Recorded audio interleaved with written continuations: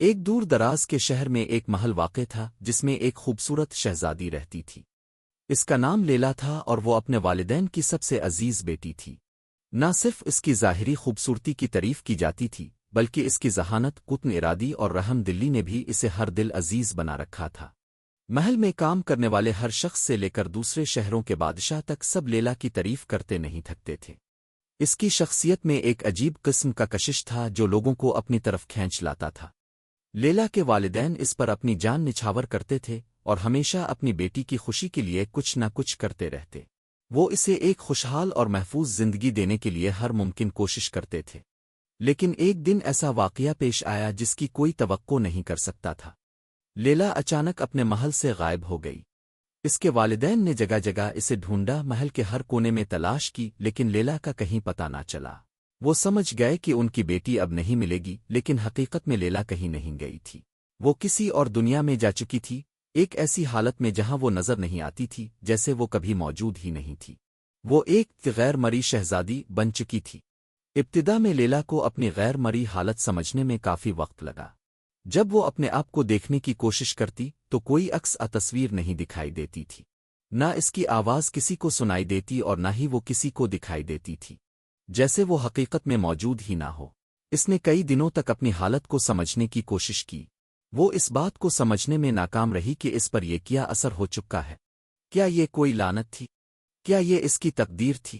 لیکن پھر ایک دن جب اس کی نظر سچائی پر پڑی تو اسے یہ سمجھ آیا کہ یہ کوئی کرس نہیں بلکہ ایک قدیم جادوئی تعویذ تھا جس کا اثر اس پر ہو چکا تھا۔ اس تعویذ کی وجہ سے وہ اپنی اصلی حقیقت سے محروم ہو چکی تھی۔ اب اسے اپنی حقیقت دوبارہ حاصل کرنے کے لیے ایک طویل اور مشکل سفر طے کرنا تھا۔ لیلا کے اس مشکل سفر میں ایک پرانی جادوگرہ اس کی مدد کے لیے سامنے آئی۔ یہ جادوگرہ ایک پرانے خاندان سے تعلق رکھتی تھی جو لیلا کے خاندان کے دشمن تھے اور وہ بدلے کی خواہش رکھتی تھی۔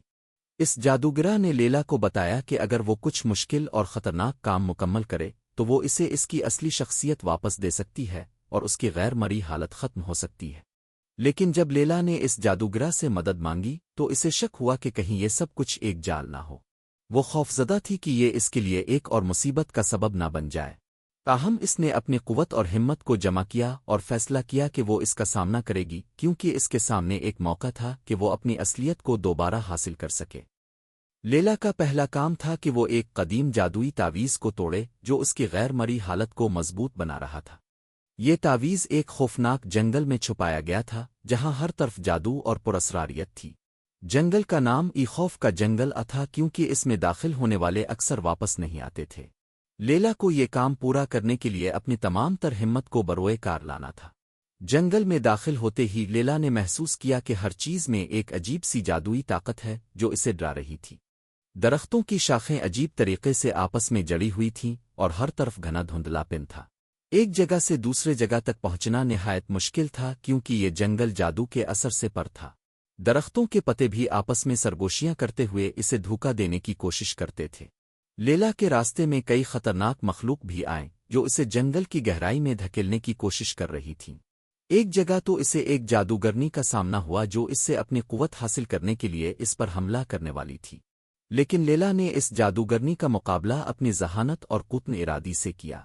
وہ نہ صرف اس جادوگرنی کو شکست دینے میں کامیاب ہوئی بلکہ اس کی جادوئی طاقت کو بھی اپنے حق میں موڑ لیا۔ کئی دنوں کی مشقت اور جنگ کے بعد لیلا نے بالاخر وہ قدیم تعویذ ڈھونڈ لیا جس نے اس کی غیر مری حالت کو مضبوط کیا تھا۔ وہ تعویذ ایک پراسرار اور قدیم درخت کے نیچے دفن تھا جس کے ارد گرد دھندلا سا چمک رہا تھا۔ لیلا نے اپنی پوری قوت سے اس تعویذ کو توڑ دیا اور اس کے فوراً بعد اس کی نظر تھوڑی سی واضح ہونے لگی جیسے وہ واپس آ رہی ہو۔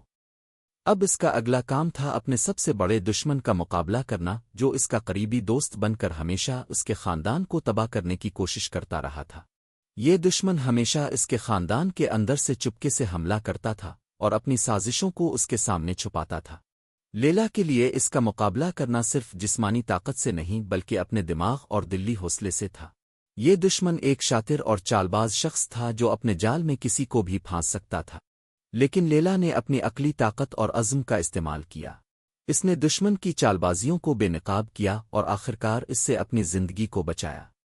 یہ سب کرتے ہوئے لیلا نے اپنی اندرونی طاقت کا احساس کیا۔ اس نے جانا کہ اس کی غیر مری حالت کو اس کی سب سے بڑی طاقت بنایا جا سکتا ہے۔ جب اس نے اپنے خوفوں کو جیتا اور ہر کام میں کامیابی حاصل کی تو اس کی طاقت اور عزائم میں بے پناہ اضافہ ہوا۔ اس نے یہ سمجھا کہ جب تک وہ اپنے آپ کو تسلیم کرے گی وہ اپنی تقدیر کو بدلنے میں کامیاب ہوگی۔ آخرکار جب لیلا اپنے تمام کام مکمل کر کے اپنے محل واپس آئی تو اس کی شخصیت میں مکمل تبدیلی آ چکی تھی۔ وہ صرف ایک شہزادی نہیں تھی بلکہ ایک مضبوط اور پختہ ارادے والی شخصیت بن چکی تھی۔ اس نے اپنی ماں باپ کو اپنی ساری کہانی سنائی اور انہیں بتایا کہ وہ صرف ان کی بیٹی نہیں بلکہ اپنی طاقت اور ہمت سے اپنی تقدیر بدلنے والی ایک شہزادی ہے۔ لیلا کے ماں باپ نے اپنی بیٹی کی اصلیت اور طاقت کو پہچانا۔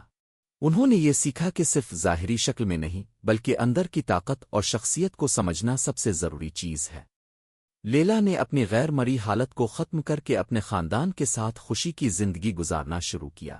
اس نے اپنی اصل طاقت کو پہچانا اور اپنے رشتہ داروں کے ساتھ اپنے تعلقات کی اہمیت کو سمجھا۔